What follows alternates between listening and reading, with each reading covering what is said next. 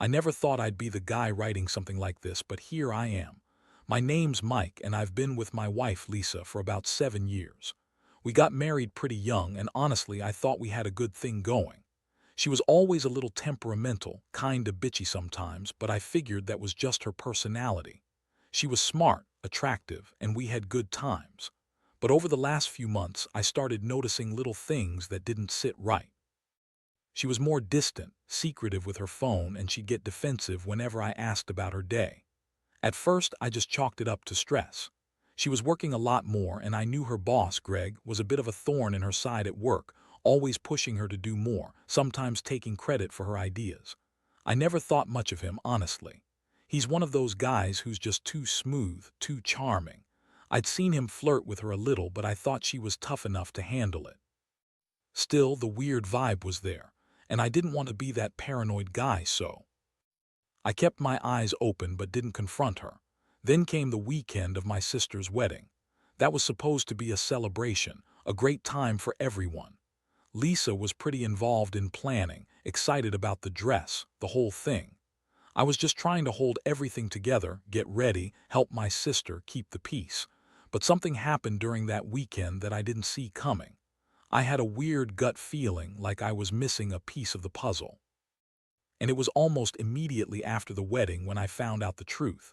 I had gone back to our hotel room after the reception, just looking for a moment to breathe, and I saw her phone on the nightstand. It was unlocked and I couldn't resist. I just needed to know what was going on. I started scrolling through her messages, and what I saw made my stomach drop. There were texts between her and Greg, not just friendly banter but explicit sexual messages. They were talking about sex, about meeting up, about things they wanted to do. I couldn't believe it. My wife, who I thought loved me, was cheating on me with her boss during my sister's wedding weekend, no less. I felt like I'd been punched in the gut. The betrayal hit me like a freight train. I felt sick, angry, humiliated. I kept reading, trying to process what I was seeing, and it was clear she'd been lying to my face the entire time. She'd been sneaking around behind my back, lying about her feelings, her work, everything. Once I had the evidence, I couldn't keep quiet anymore. I waited until she fell asleep and then quietly took a screenshot of her messages. I didn't want to confront her right then. I needed to think, to plan. But I knew I couldn't stay in that hotel room without doing something. This wasn't just a fling, this was full-on betrayal. I started to feel a cold, seething rage. How dare she lie? How dare she cheat on me with her boss, who's been blackmailing her, no less? I remember thinking, this is it. I need to get to the bottom of this. I had no idea what the fallout would be, but I knew my life was about to change forever. The next morning, I woke up feeling like I'd been hit by a freight train. My mind was racing, trying to process everything I'd seen and what I was about to do. I couldn't believe she'd been so brazen about it, so openly lying to my face. I kept asking myself why she'd do this, why she'd risk everything just for some stupid affair with her boss. It was like my entire world was crumbling, and I was left standing in the rubble. I didn't want to confront her immediately. I needed to get my head straight, plan what I was going to say, how I was going to handle this. But inside, I was boiling with rage. I knew I had to face her, had to hear her side of the story, even if I already knew what the truth was. I grabbed my phone and called her. She answered on the third ring, her voice cheerful, a little too cheerful. "Hey, babe, everything okay? Sorry I didn't answer earlier, I was busy with the bridal stuff." Her tone was innocent, almost too innocent. I knew better now.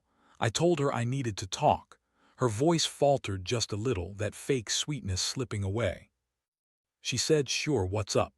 I took a deep breath, trying to keep my voice steady. "Lisa, I saw your messages with Greg. I saw what you wrote about sex, about meeting up behind my back, that you've been lying to me. So I need you to tell me the truth, what the hell has been going on." There was a long pause, then she sighed and I could hear her trying to sound calm. "Mike, I don't know what you saw, but you're overreacting. It's just a stupid flirtation, nothing serious. Greg's just a coworker. We're not having sex, you're overthinking it." I couldn't believe what I was hearing. That was her excuse, just stupid flirtation. I felt the blood rush to my head. "Lisa, if it's just flirting, then why the hell are there texts about meeting up? Why do they talk about fucking? Don't lie to me, I saw everything." Her voice got defensive, biting. "You're being paranoid. Maybe you saw some texts that don't mean anything. You're reading into it. Greg's just a guy at work and I'm his employee. That's all it is. Besides, I don't need to explain myself. To you, that was the moment I started to realize how deep this was. She was lying through her teeth, deflecting, trying to convince me it was nothing. But I could tell she knew she'd been caught and she didn't want to admit it. My stomach twisted. I felt a mix of heartbreak, anger, and disgust. How could she do this? How could she lie so easily? I knew I had to get more answers, but I was already starting to see that nothing she said would be enough to fix this mess. I told her to meet me at the hotel lobby later that day. I needed to see her face, see if she could keep her story straight. As I hung up, I felt like I was walking into a war I wasn't prepared for. My mind kept circling back to everything, the lies, the betrayal, the fact that my wife, the woman I loved, was cheating on me during one of the most important weekends of my sister's life. I felt sick just thinking about it. I knew I was about to have a confrontation that would either crush me or set the course for whatever was coming next. I didn't know which yet, but I knew I'd never see her the same way again. Later that afternoon, I sat in the hotel lobby, feeling like a damn fool. My hands were trembling, and my head was pounding from the chaos in my mind. I kept thinking about everything I'd discovered, about how she had lied so effortlessly, about the fact that I'd been played for a fool. When Lisa finally arrived, she looked like she'd just rolled out of bed, her hair a little disheveled, her face trying to look innocent, but I knew better. She sat across from me, eyes avoiding mine, and immediately started with the usual bullshit. "Mike, I don't know what you want from me. I told you Greg's just a coworker. We don't have anything going on. I mean, maybe I flirted a little, but that's all it was. You're blowing this way out of proportion." Her voice was high-pitched, almost bitchy, like she was trying to dismiss everything and brush it under the rug. That's when I knew she was just trying to manipulate the situation again. I looked right at her, trying to hold my composure, but inside I was boiling. "Lisa, I saw your messages. I know what you've been doing. I know about the sex, the meetings, the blackmail Greg's been doing. Don't lie to me anymore. I want the truth, everything." She scoffed, rolling her eyes. "Blackmail? Greg's not blackmailing me. You're crazy if you think that. You're just jealous, or maybe you're insecure. Honestly, I'm tired of all this drama. You're making a mountain out of a molehill, and it's none of your business." That was the moment I lost it. My voice cracked, filled with anger and heartbreak. "How dare you call me insecure? You've been lying to me since the beginning.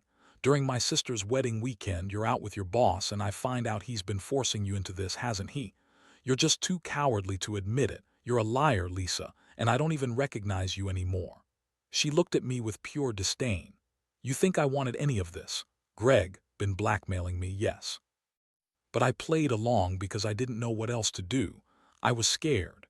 He threatened to ruin everything, my job, my reputation. I didn't know how to get out of it, and frankly, I didn't want to lose everything just because you're too naive to understand what's happening." Her words hit me like a punch. I was stunned, trying to process what I just heard. Blackmail. She was saying Greg had been forcing her into something and she'd just gone along because she was scared. Part of me wanted to believe her, wanted to feel sympathetic, but another part, the angry part, just couldn't. I felt betrayed all over again, and I realized I was in a war I didn't start but was now determined to finish. I told her I needed time to think, that I couldn't just walk away from this. I told her she was a terrible liar and that I'd be leaving for a bit to clear my head.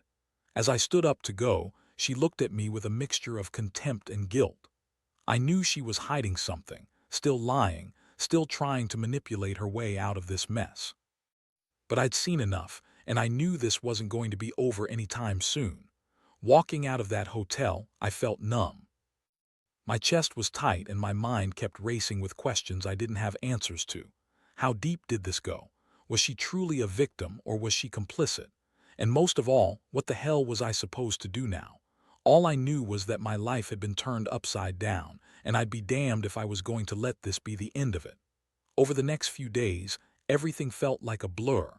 I stayed away from her, trying to process what I'd learned and figure out my next move. The betrayal cut deep. I'd never felt something so heavy, so cold in my life. I kept replaying her words, her tone, the way she tried to justify everything.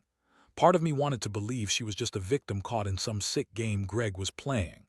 The other part, the angry part, told me she'd been lying from the start, that she'd betrayed me long before I found out. I couldn't sleep.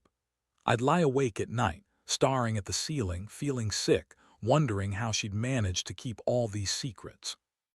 Meanwhile, she kept texting me, acting like everything was fine, like she was still the woman I loved, but I saw right through her. Her messages were full of fake apologies. "I love you" that didn't feel real, and attempts to make me feel guilty for overreacting. I didn't fall for it. I knew she was covering her ass, trying to keep the lid on everything. Then I started digging. I hired a private investigator. Yeah, I know it sounds extreme, but I needed to know what was really going on. I needed proof. I needed to see if she was still lying or if she'd stopped. And I had to be sure of what I was about to do next. I didn't want to make a reckless decision based on my pain. I wanted facts. It took a couple of days, but sure enough, the pie came back with photos and videos. The worst part, it was worse than I imagined. She'd been meeting Greg after hours at his office, at hotels, sometimes late into the night. It wasn't just some flirtation, it was full-on sex. And the blackmail wasn't just a threat anymore. Greg was actively forcing her into this, threatening to destroy her career if she ever told anyone. That was the moment I realized I had to do something drastic. I was furious, devastated, and honestly, I felt like I'd been played for a fool from the start. I'd always been the guy who trusted her, who believed in honesty and loyalty. But now I saw her for what she really was, a liar, a cheat, and someone who got caught in a web of blackmail and manipulation. I knew I couldn't stay with her, not anymore. I had to plan my exit carefully. I sat down and wrote everything out, the evidence, her lies, her excuses, the blackmail, everything. I knew I couldn't just leave without confronting her, but I also knew I had to do it in a way that wouldn't give her the opportunity to gaslight me again. I wanted her to see I was serious. That night, I called her and told her I wanted to meet.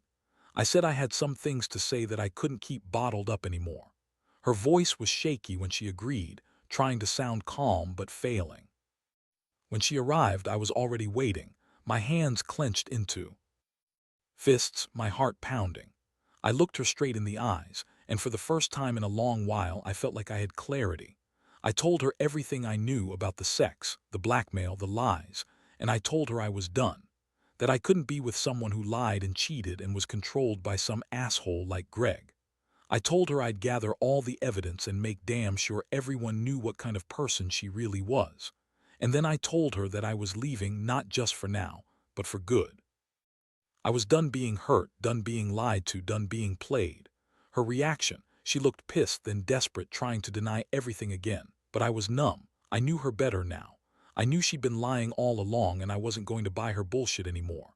As I packed my things that night, I felt a strange mix of relief and sadness. I'd lost someone I loved, no, someone I thought I knew, and I knew this was the end of the line. But I also knew I'd survive. I had to. The days that followed were some of the hardest I've ever experienced. I moved out of the house, leaving behind the life I thought I knew. It was surreal, walking out that door knowing I'd never come back to her.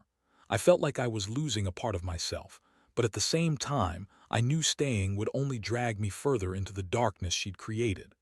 I'd spent so many nights questioning everything, trying to piece together how I'd been so blind, how I didn't see the signs earlier.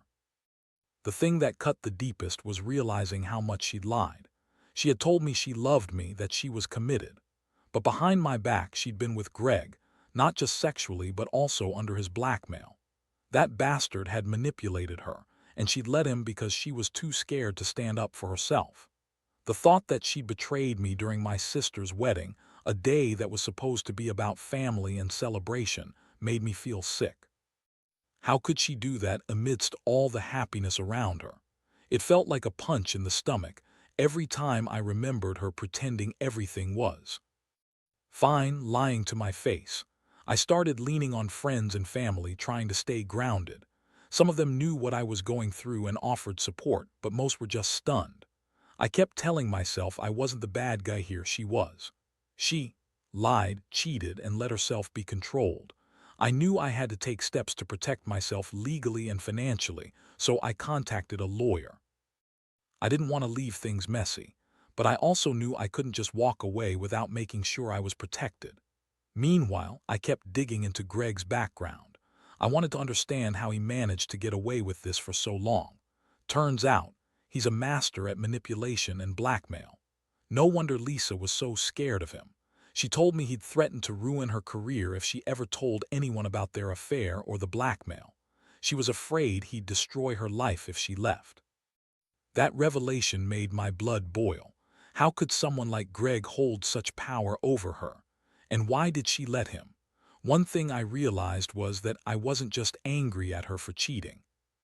I was furious at Greg for taking advantage of her, for turning her into someone she was.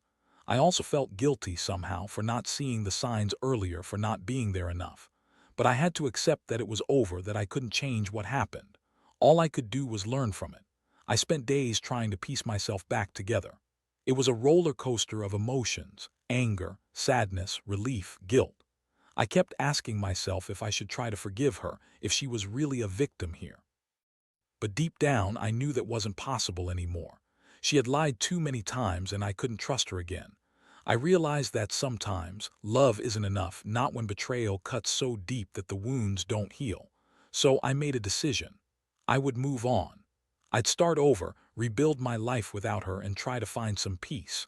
It wasn't easy, and I knew I'd carry this pain with me for a while.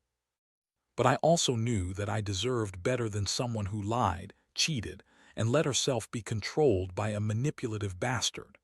I learned that day that some betrayals go so deep that only time and distance can mend the wounds, and I was determined to heal, no matter how long it took. Looking back now, I realize that I've come a long way from that shattered version of myself I was a few weeks ago. It wasn't just about losing Lisa. It was about losing the illusions I had about trust, loyalty, and even love. I've learned some hard lessons through all this, that people can hide their true selves behind a mask, and sometimes those masks are damn convincing. I also learned that betrayal cuts so deep, it takes a while to even recognize the person you thought you knew. But through the pain, there's been growth. I've become more cautious, more aware of the signs I once ignored. I've learned to listen to my instincts, to trust myself more. I've also come to accept that sometimes the best thing you can do is walk away, even when it hurts to let go. Staying would have only prolonged the agony, and honestly, I don't want to carry this kind of pain forever. As for Lisa, I don't hate her, not really. I feel more pity than anything else. She's made her choices, and I hope she finds her way, whatever that looks like now. But I've made mine. I've cut the cord, moved on, and started rebuilding my life from scratch. I've started focusing on myself, my career, my friends, and the things that really matter. I don't want to be that guy who's haunted by betrayal forever. I want to be better, stronger, wiser. To anyone reading this who's going through something similar, here's what I'd say. Trust your gut and don't ignore the signs. If someone is lying to you, cheating on you, or manipulating you, don't make excuses for them. It's better to face the ugly truth than live in denial. And remember, you're not alone. This kind of betrayal is one of the hardest things to go through, but you will survive it. You'll come out the other side, maybe bruised but stronger. In the end, I've learned that sometimes the only way to truly move forward is to confront the pain, face the truth, and decide that you deserve better. I don't know what the future holds for me now, but I do know I won't tolerate being lied to again. I'll rebuild my life on my terms with honesty and respect this time, and that's enough for me.